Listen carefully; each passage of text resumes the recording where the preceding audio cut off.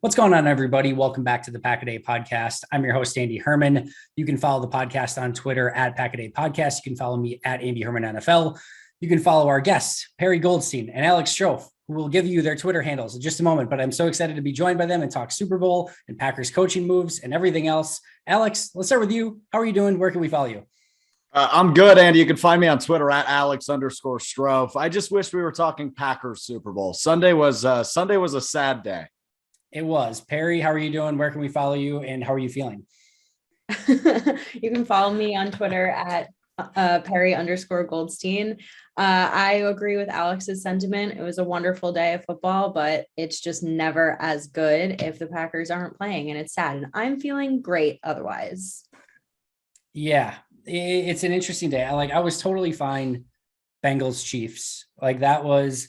I didn't think too much about it. And then that game ended and I'm like, oh, I would have been at a Packer game at Lambeau Field right now had this been going on. And then you see the 49ers playing and you see Matthew Stafford and Jimmy Garoppolo doing everything they could to give the ball away at inopportune times to lose the game. And yet you feel like Green Bay should be there. It felt like the Packers had it.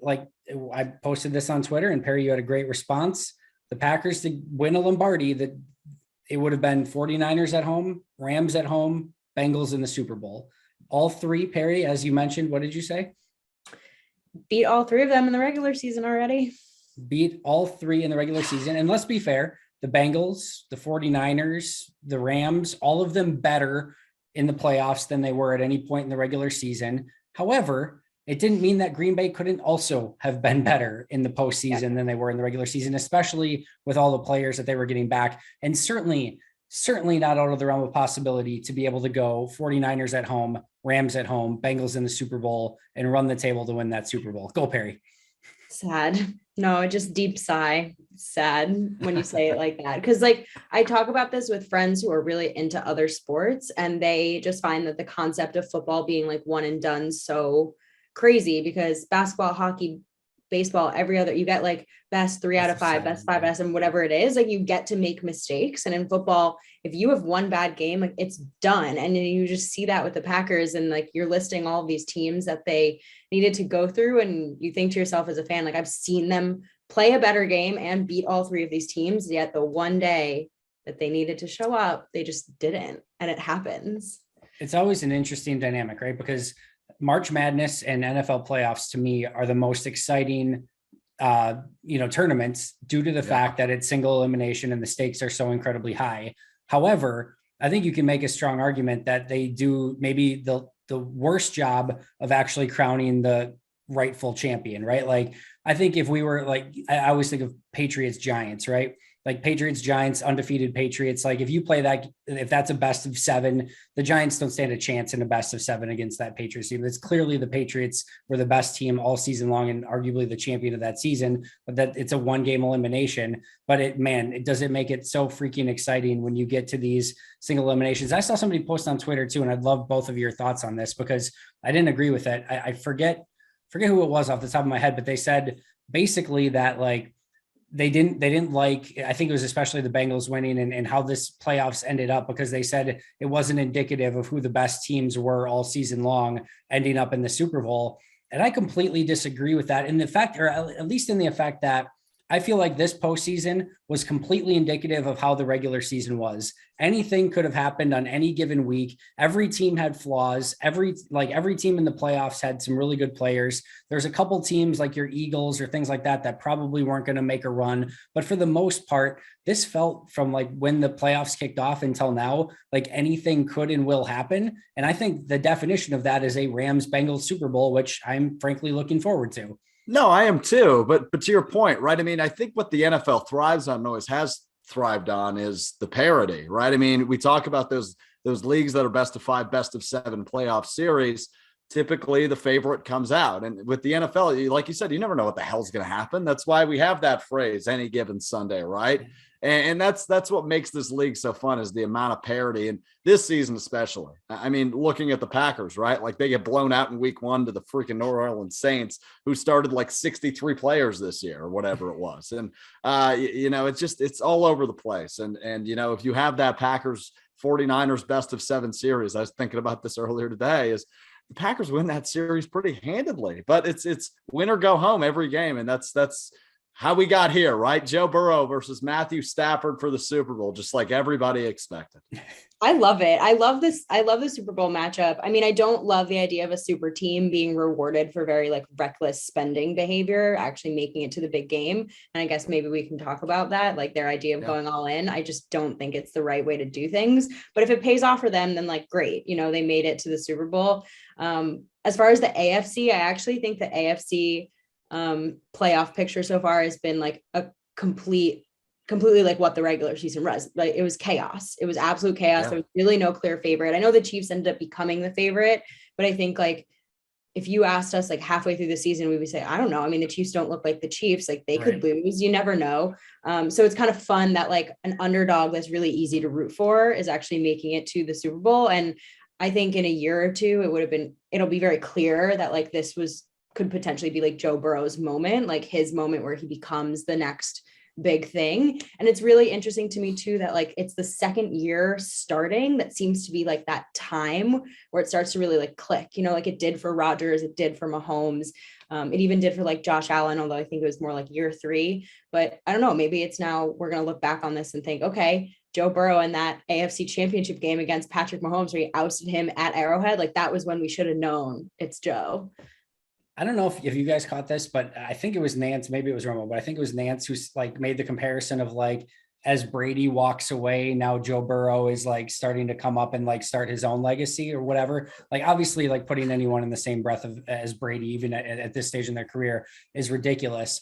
But as I was going through that, there did feel like some comparison to Brady, like rookie Brady, right? Like your complete underdog team, Patriots, Bengals, very similar. And who did the Patriots play in that very first Super Bowl where that Brady won? The Rams, greatest show on turf, and they pick up the win in that game. And now it'll be Joe Burrow versus the Rams. So maybe one legacy ends with potential Brady retirement. I know it's still all over ESPN, even though it's been a little bit disputed and certainly not confirmed. But it may be another legacy picks right up. We've talked about this. Everyone's talked about this, but the state of the quarterbacking, especially in the AFC, even if Rodgers and Brady and Roethlisberger are all set to step away, not long after Drew Brees steps away, and so on and so like all this, like, man, Joe Burrow, Josh Allen, Patrick Mahomes, Justin Herbert, like there are some just dynamic, fun young quarterbacks. Lamar Jackson won an MVP a couple of seasons ago. You can't exactly leave him out of that discussion. Kyler Murray was well within the MVP discussion earlier this season. Like it's a very exciting time for these young quarterbacks, and they're showing that they can hang with anyone. And Burrow, I mean, man, what a performance by him throughout this postseason. I haven't heard anybody that hates Joe Burrow yet, right? I mean, he's so easy to like. And, I tweeted this during the wild card weekend, but man, that connection between him and Jamar Chase is going to be something special, man. If we don't get Rodgers Devontae again in 2022, is that the next best duo? I mean, come on. It is so much fun to watch. I mean, Mahomes Tyreek Hill is freak show as well. Yes. As much as we don't love to give Tyreek Hill a ton of props, but Mahomes Tyreek Hill is right there. But certainly Burrow and Chase are in that conversation. Rodgers and Adams, if they're back together in that conversation. But man, I mean, for the age that both Burrow and Chase are, it's insane. I mean, I think it's going to change drafting. Like, I don't know, maybe that's a silly question, but I'm thinking about like, because you also have Tua and Waddle because they played together in college as well. And that connection is wonderful. And then you look at Jamar and Joe Burrow. And I wonder if teams are thinking, okay, let's just go get our quarterbacks like number 1 from college. Well, I mean, look at the Final Four, right? Like every one of them had a dynamic, we lost Alex. We have a dynamic playmaker and he's back, I think. But you look at Deebo Samuel for the 49ers, Cooper Kupp for the Rams. You've got Jamar Chase for the Bengals And then for the Chiefs, you had Tyreek Hill, Travis Kelce. So like every one of these QBs in the Final Four, and you can even go past that, right? Like the Buccaneers had Evans, the Packers had Devontae Adams. Like you can continue to go. You better have a really, dynamic weapon for one of your playmakers. And I think every one of these teams has it. So yeah, when you get a quarterback like Joe Burrow, you better make it work and get him a weapon like a Jamar Chase. Yeah. So wild. It is. All right, bye, Alex. Bye, Alex, I guess. I don't know if Alex is coming back. He said, decided to crash. You will be right back. You got to love the joys of technology. Well, I want to ask you that. Well, let's start by recapping, these games. We don't have to go in great detail. I think everyone was probably watching them, but AFC Championship game, of course, we get this epic, clash between the Chiefs and the Bengals, where everything's going the Chiefs' way, and then the Bengals storm back, make a comeback. You have just epic mistakes by the Chiefs, like before halftime. I thought the 2 red zone plays to bookend the game, or like bookend the first half, bookend the second half, with the mistake to, not just throw it out of the end zone and kick a field goal, and then taking the sack and almost losing the fumble by Mahomes and not being able to get in the end zone. I think that what, like 2nd and goal from the 4, those collapses on, in the end zone, in the red zone, I thought were the difference in the game. Yeah, definitely. It was interesting as I was watching. I think I always am making like Packers comparisons in my head. And I was just thinking like Mahomes is holding on the ball too long. He's trying to like kind of play hero ball, and just like felt like they were trying to score, even though they were up so many points. All the momentum felt like it was in the Bengals' favor, and the Chiefs were trying to score like 21 points with every possession that they had, instead of just like going out and playing their brand of football. But I think that you have to kind of give the Bengals defense a lot of credit there to hold the Chiefs offense to 3 points in the second half. Again, like we've seen this happen to the Packers being on the other end of that. And you just have to give a defense credit for being able to stop such an explosive offense in the second half. Yeah, you do. And then, so I thought that was kind of the story of that first game. And then in the second game, another 2 evenly matched teams. Actually, I just want to go back for a second to your comment about hero ball, because I feel like this is the anti-hero ball playoffs. So you had Rodgers trying to do too much, I think, against the 49ers, and it backfired. I thought you had Mahomes try to do too much against the Bengals, and it backfired. I thought you saw basically both Stafford, Garoppolo's season basically ended with him trying to throw a ridiculous, underhanded throw, to, I think it was hasty on the play, but you had Stafford, even though he's moving on, make a couple throws in this game where hero ball almost cost him the game. If they pick off that pass that he throws over the middle of the field and not drop an easy interception, I think 49ers probably move on and are playing in the Super Bowl, honestly. So, hero ball not working so great in this postseason.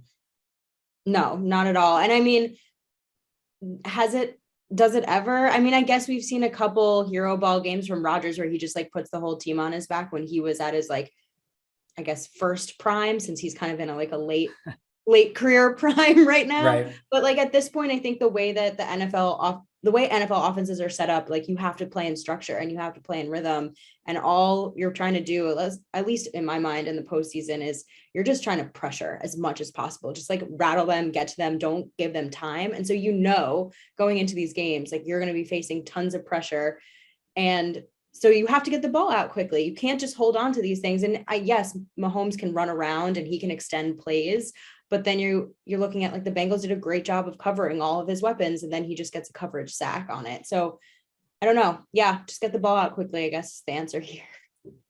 Alex, welcome back. Your thoughts on either AFC Championship game, NFC Championship game? Just open forum here. Any thoughts from either game? Well, I guess more NFL playoffs overall, right? I don't know if you hit on this, but it's like the last 6 games, last week into this week, and every game's been down to the wire, just absolutely thrilling. And that includes, unfortunately, the Packers lost last weekend.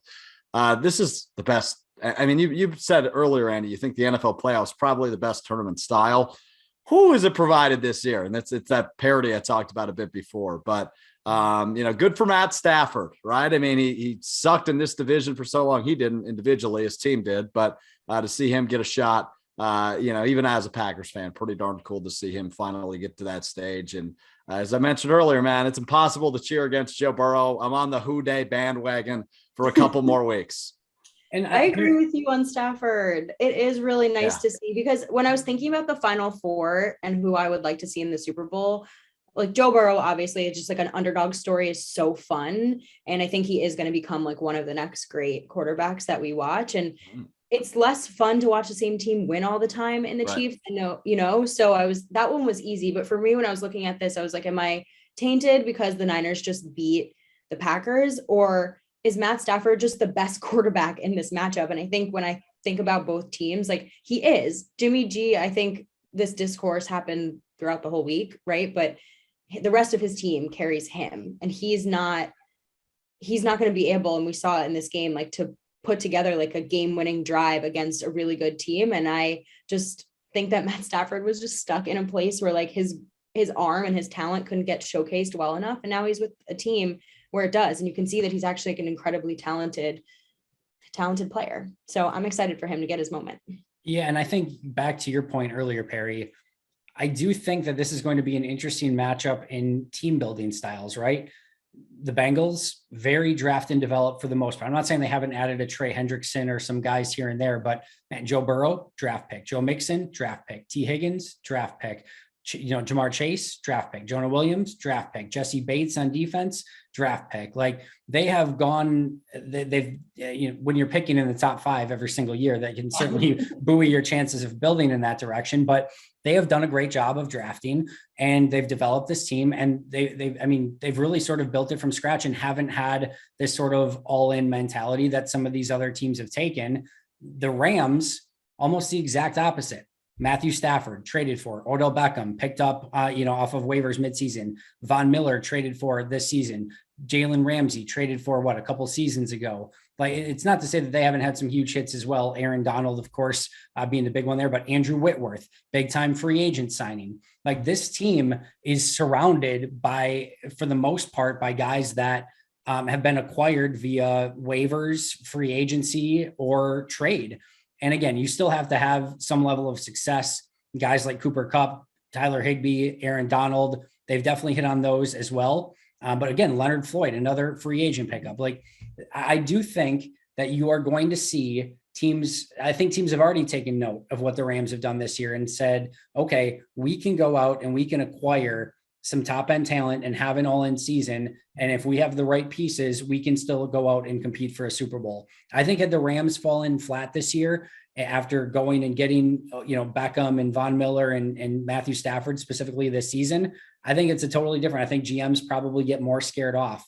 And, we can, Perri, I'll ask your thoughts on this first, but I actually think to some extent that makes the NFL a bit more exciting when teams are willing to do those sort of things. I just think it creates more trades. I think it creates more opportunities. I think it creates more excitement during different points of the season when these moves are being made. I actually think that it's better for players because you see teams taking money from future caps to put money into this singular season, which then continues to happen. And you all of a sudden see a lot more money given out to players in an individual season. So I think there's actually some positives that come out of that, but I'd be interested in your thoughts as well. I have really mixed feelings about it because I do agree that it gives players like a little bit more control and autonomy, which is nice, right? It's been like pretty uneven. Like, I don't think that's a crazy thing to say. So like getting to kind of choose a little bit more about where you want to go based off like what the team wants to do and how they're going to build around you. Like OBJ got to just basically say, I want to go to the Rams. And they're like, yeah, we'll give it to you. I do think that it makes internal like personnel, GMs, et cetera, like have to make smarter decisions. If that's something that they do want to do is go out and get big free agents, and you have to be more careful with the cap, et cetera. So I do think that there's going to be some positives from it, but I don't ever want, and I don't know if this would happen, this is probably an extreme, but I think the draft needs to continue to have like the topmost value for sure. And it will, but at the same time, like, I think that if a team thinks they can go build in free agency, then I don't know how that affects the way the draft is going to end up like playing out. And again, I don't think the draft will ever lose the value that it has, but I think you should still be trying to build the way that the Packers, Bengals, et cetera, do, which is around your draft picks. I think it just I think there's always more than one way to do things. And I think when anyone just gets kind of stuck in the way of like, well, this is how everyone's done it and we have to do it that way forever. I think the Rams have gone out and sort of said, you know what, we're going to trade a bunch of our draft picks because we're going to be picking towards the end. And if we can get Jalen Ramsey's and we can get Matthew Stafford's, and we can't find those players picking at pick 25 in the draft. Like we'd rather give up draft picks to get those sort of players and bring those sort of players in and build that way and sign up, a franchise left tackle in Andrew Whitworth and sign a pass rusher in Leonard Floyd. If they want to mortgage some of the future and build their team that way, I think they've shown that you can do that as well. And I think, for teams that maybe aren't consistently picking towards the top of the draft and may not have the ability to get your Joe Burrows and your Jamar Chases and those sort of players each and every year, I think it shows that there's other ways that you can go about building a team and that there's no one way. Draft and develop works. And we've seen it in Green Bay work for a long period of time. But I think we're starting to see more and more. All right, but there's different ways you can do that. I think the best GMs are going to, and I think Brian Gutekunst is overall a great example of this. He's going to use every avenue that he can to improve the team. And I think the best GMs in the league are doing that. But don't you think it shortens the window of time to be successful, like immensely? It just makes every move make higher risk and higher stakes. And like, that's not always a good thing because those kinds of moves, if they backfire, get you fired, right? Like the Rams obviously going to the Super Bowl means everybody is safe. McVay is safe. Snead is safe. Like everybody's safe because they actually did it. But if they lost or if they lose, even if they lose in the Super Bowl, I don't think so. But let's say they lose in the wild card round, then it's like they did all this and they've completely tanked the next 4 years. That's the kind of stuff that gets people fired. So I think you have to be really careful about the moves that you do make. Well, yeah, I mean, as I'm listening to you guys mull this over, I'm trying to think of recent examples, right? Because there obviously is not one singular way to get here, but Tampa Bay was kind of a good example of a mixture of both of these teams, right? But going out, getting Brady, getting Fournette, getting Antonio Brown, getting Gronk, right? I mean, so they made the moves last year, but I don't know. Whenever I hear the term super team, which I think was brought up earlier, I think back to the 2012 Eagles. Yeah, the super team that they built then, and that epically flopped. So it doesn't always work this way, but the last 2 years, it seems it has in the NFC. So it is interesting. And obviously, in a Packers sense, they tried to make some splashes, some of those low risk, high reward moves, but they didn't have the bankroll for it this year. So it's tough. I mean, you're definitely stuck in the middle, seeing a team like the Rams have so much success going that route, Andy. I think what we're going to see is more volatility. I think you're going to see less dynasties. And I think you're going to see, because I just think there's going to be 3 to 4 or 5 teams every single year that are going to start taking this mentality of really going all in and saying, we're going to try to win right now. And I think because of that, you're going to see some high peaks where these teams like the Rams, potentially the Buccaneers. Now the Buccaneers probably lose Brady, probably lose Gronk, probably lose, obviously lost Antonio Brown, lose some other guys. You're probably going to see them be bad. We saw the Saints go all in. Drew Brees, we got to get him one last, try to run at the Super Bowl. And now Sean Payton's gone. Drew Brees is gone. You're going to see this team get decimated now because they don't have the cap to sort of keep everything together. You're going to see them probably have a major lull. So I think you're going to see some peaks, and some of those teams like the Buccaneers last year, like potentially the Rams this year, they may hit, but I think you're going to see some teams that have done it and do not hit, and it's going to really set them back. And you're going to see much more volatility. And I think some of those teams bottom out. Like I think we'll probably see with the Bucs and the Saints. And the Packers are going to be an interesting case study as well from how much they've borrowed from the future and look to maybe potentially do that again really quick because we got to move to some Packers stuff. But you're way too early. Super Bowl prediction, Rams, Bengals. Perri, who you got? Oh my, I'm all Bengals. I have a feeling that probably won't pan out, but I am just all Bengals. I think it'll be another Evan McPherson field goal. I hope it's high scoring because that's fun, like a 35-32 situation, but I think more realistically maybe like 31-28, but I'm all in on Joe Burrow. Alex? I gotta go with Perri. I was just checking there. I wasn't being rude and texting in the middle of it. I was trying to see if there was any lines out yet to see who was favored, but I don't see anything quite yet. But I agree. Like I'm riding this train all the way. I'll take Joe Burrow and company, but I hope it's a good one, right? Like I'm just cheering for a good game. I was cheering for new teams. We got the new teams. I guess the Rams were in it a couple of years back, but overall, right? New teams in both conferences. So I'm just here for the fun, Andy, but I'll roll with the Bengals. I'll go Rams just to be contrarian and not have the same answer as you guys. I definitely think the Bengals can win as well. But how crazy would it be if we're all talking about like this Sean McVay, Kyle Shanahan, Matt LaFleur, and it's Zach Taylor that gets the Super Bowl from that tree of all of those? Like how just insane would that whole thing be? So I'm excited. I can't wait for the game. I think it's going to be super exciting. I think you see some fresh blood with the Bengals, and I think those stories are always the best. So very, very excited about that. So let's move to some Packers stuff. Luke Butkus promoted to the offensive line coach. That has been not confirmed by the Packers, but reported on numerous different sources. So it sounds like Green Bay has their new line coach with Adam Stenavich moving into the offensive coordinator role. Alex, thoughts on Butkus and kind of where Green Bay's headed with their coaching positions? Yeah, I mean, it has been a whirlwind this week, right? A lot to keep track of. So we get the Butkus and Chicago gets Getsy is now my understanding, right? So, I mean, this was an obvious move, right? I mean, he was the assistant. He was heavily involved with that room, as you mentioned, Andy. So, I mean, it made sense with Stenavich getting the well-deserved promotion. Really happy to see he's staying in Green Bay. But yeah, just a move that made sense. And he looks, I mean, I don't know if you guys have seen a picture of Luke Butkus. He looks the part of an O-line coach. Perri, look it up right now. I want a reaction from you on the pod. He looks just like an offensive line coach. Exactly. He looks like an offensive lineman. He looks like he could go and start tomorrow. Yeah, exactly. So he's the perfect man for the job. I'm all in on it. Once I saw that mug, man, I was like, oh, hell yeah. This guy's going to smash some beers together in the locker room and coach one heck of an O-line. Perri? Yeah, it has been kind of wild to track this. And I understand it's hard to watch really great talent, like coaching wise, leave. But I think it's such a testament to like what Matt LaFleur has built that so many of his staff are getting promotions. That's what this is. They're getting promotions. And it sucks because most of the time it means they're going to other teams. And I think with the Getsy move, like that's a lot of institutional knowledge going to a division rival, which isn't fun, but it's awesome. And it's a positive for the Packers that this is happening.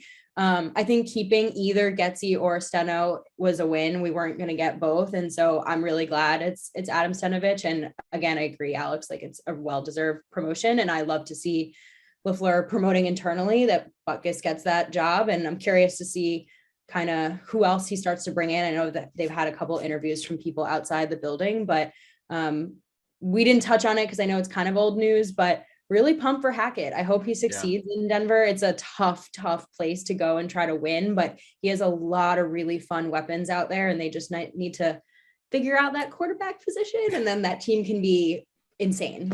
You're about to open that can of worms, aren't you? No, I don't mean it about, I mean, in general, like obviously Drew Lock ain't it. So if they figure it out, like, I don't know, maybe Jimmy G goes to the Broncos. I don't know. And that team can just they can contend, I think, with all the weapons they have.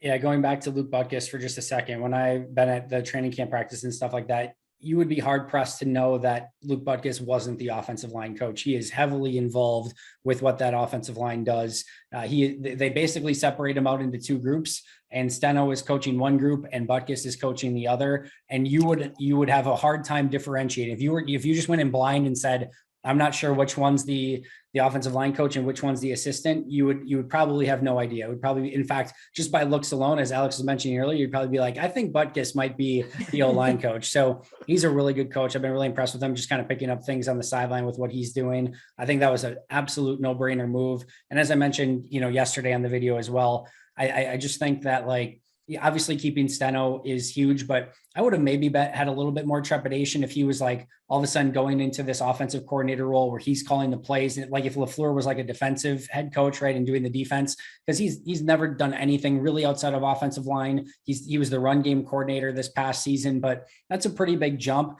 to all of a sudden be calling plays and doing everything from an offensive standpoint. But the fact that this is going to be LaFleur's offense, he's calling the plays, he's experienced in doing so, and you're able to keep Steno in his mind and how he develops offensive linemen and how, like, all of that in-house, I think it's just a massive win for Green Bay. And again, I think the Butkus move was a no-brainer. Question for you. Yes. Because Steno, offensive line, run game coordinator, like, do you think this is any indication of where this offense is going to lean towards, or that's a silly thought and they're going to stay balanced and not be this like power run team? If Rodgers is at quarterback, he's going to change things to see whatever the defense is giving and do, have that autonomy at the line of scrimmage anyway. But I don't think it's a dumb question. And I thought some of the same thing of, I could easily see having a little bit more of you've got Aaron Jones and AJ Dillon, and hopefully at some point an offensive line that consists of David Bakhtiari, Elton Jenkins, John Runyon Jr., Josh Myers, maybe a Royce Newman or a Billy Turner. Like that has the ability to be an offensive line that can go out and move some people and be effective running the ball with Jones and Dillon behind them. Not to mention Patrick Taylor, maybe Kylan Hill at some point. Like they have the ability to go out. We'll see if Mercedes Lewis is back. DeGuara should continue to develop as a blocker. They have the ability to be a running football team. And if Adams is gone, who knows what happens there? More on that in a second, but I could easily see this becoming more of a running game. Actually, I want to transition there because there were a couple reports. One that Rodgers stayed a little bit longer in Green Bay to discuss Green Bay's plans, which was sort of planned, but he also stayed much longer. And I think it just is a huge testament to the open lines of communication that are there this year that were clearly not a season ago. And then also Ian Rappaport reporting that it is the expectation that the Packers will tag Davante Adams, which of course is interesting because they're currently 40 million over the cap. They need to be over 20 million under the cap in order to afford Davante Adams' 20 million tag. Plus, it seems like he doesn't want to be tagged, which Aaron Rodgers has also mentioned. So, Alex, I'll start with you. Thoughts on Rodgers staying long and thoughts on Davante Adams potentially getting this franchise tag? Yeah, I'll get to Adams second. I want to start with Rodgers because there's this phrase that's been thrown around all day Sunday that ticks me off, man. Cautiously optimistic is what I hear about the Packers when it comes to Aaron Rodgers returning. If you're cautiously optimistic, are you actually optimistic at all? Right? Like that's just like expecting a heartbreak, but still not thinking it'll work out, but maybe it won't. Right? Like it's just a jumble of words that really means nothing to me. So cautiously optimistic. I hate that phrase. I saw it a lot in regards to Rodgers. It's good, but to your point, right? That line of communication that was clearly not there a year ago. He referred to Brian Gutekunst's friendship on the Pat McAfee show last week, which was an interesting term he would not have used a year ago. So there is progress being made, but obviously we need more than just him staying in Green Bay a little bit longer to be super positive. But we're trending in the right direction. So we'll see. What do you think, Perri? I have still too many thoughts on Rodgers for the amount of time we have left on this show. I think that if it's not going to put them into further cap hell to have Rodgers be back for another year, obviously I'm all for it, right? Like continue to develop Jordan Love. That's the 3 years Rodgers got. He's obviously the best option. He's just won back-to-back MVPs. Like he gives them the best chance to win. My biggest fear is this like weird middle ground, run it back where they don't like really add anything new and then just kick the can down the road again for a year. And like at some point you got to pick the can up and you got to just like rip the Band-Aid off. And I'm worried that this is just, and I don't think this organization would do that, but I'm worried that it's just going to end up being like this kind of like flailing about, okay, let's just do it one more year. Like it hasn't worked the last 3 years. Like what makes you think it's going to work again with the same exact team? And like you said, they don't have the cap space to really add anybody new. So then you have to like hit a home run in the draft or hope that guys develop, that Amari Rodgers becomes some like wide receiver too. It makes me nervous. And that's not me saying I want them to move on from Rodgers, because again, he's their best option at quarterback to win. It's just about what that means for the rest of the team. And really quickly on franchise tag, I would be shocked if the Packers franchise tag Davante Adams. They never use it. I think it's a super disrespectful tool, and they obviously love Davante Adams and wouldn't do that. I just don't think that they would do that to him. I don't think that they're going to be able to pay him what he wants. If the reports say he wants 30 million, I don't think that they can do that, but I would be floored if they use the franchise tag. It's going to be interesting. And I thought Andrew Brandt put out a great quote on Twitter. He said, as someone who's managed the cap for 10 years, ignore the drama. They've had a plan for months to deal with the overage. They'll figure it out. And he's right. And it's been the consistent message all along is whatever Green Bay wants to do, they can pretty much do. They can't keep everybody. There's no chance they can keep everybody. They can keep a good chunk of this team together. I think, they're going to lose probably like a Zadarius Smith and a couple other guys, and they could probably shift that around a little bit as to who they want to lose. I think they also potentially get back in Elton Jenkins, a David Bakhtiari, Jair Alexander for a full season. And a lot of these injured guys who weren't able to help for a full season, I think they get some of those guys back too. You add in a draft class on top of that. Maybe Brian Gutekunst's pulling another Devondre Campbell or Rasul Douglas out of thin air. And yeah, I don't think, and the other thing I mentioned too is I don't think 2010 was the best team that they've had in Aaron Rodgers' tenure in Green Bay. That's the team that won the Super Bowl. Just because the team is worse the next 2 seasons, I don't think that is necessarily an indicator that they can't win the Super Bowl. We just talked about that the best teams this season may not win the Super Bowl. That's how it happens every year. You just got to get hot at the right time. And we saw that with the teams that are playing right now. Last thing I'll put on that, and I know, Alex, you want to say something, but Ryan Wood, I thought, posted as well. Like, I don't think there's anything that showed up in the NFC in the playoffs this year that would say, and especially with Brady being gone, I don't think there's anything that would say like Green Bay can't win the NFC next year. Not a thing. Yeah. Now some team is also going to go all in and develop that, but Alex, we got about a minute and a half left, but I want to get your thought there. I just wanted to say you sound awfully cautiously optimistic when we're talking about next year's team, right? Like, I mean, yeah, I love the optimism. We'll see. And that's a great point in real optimism land. That wasn't the best team. We've seen some of the best teams the last couple of years that Rodgers has had. And if he's back, you always have a chance, which is something you got to keep in mind. So we'll see. Fingers crossed. Let's hope for the best. Perri, where can we follow you? What are you working on? Tell us all about it. Just follow me on Twitter and also follow Pax What She Said on Twitter, and you'll get all the updates on the podcast there. We're going back to once a week, no more Monday recaps because, there's no games. So you can just get an episode every Thursday, Friday from me and Maggie. And Alex. That's a good follow. I tend to agree. You can find me at Alex_Strofe. You can also hear me on the ESPN Madison airwaves every day, 2 to 4 p.m. So if you're in the area, tune into 100.5. Thanks, Andy. You bet. You guys are the absolute best. We have a Super Bowl. Freaking Bengals, Rams. Can't wait. Joe Burrow fest. Joe Burrow gets all of his fashion ideas from me, which is why I'm such a huge fan. For those Hopefully he doesn't get his audio, food takes from you. I love the fact that people on the audio are going to be able to hear Perri's eye roll, even if you're not watching on video. Oh, absolutely amazing. Thank you so much for joining us. Always appreciate it. I'll be right back here tomorrow on video. We'll be right back here tomorrow on the audio podcast as well. But until next time, and as always, Perri. Go Pack Go. Go Pack Go.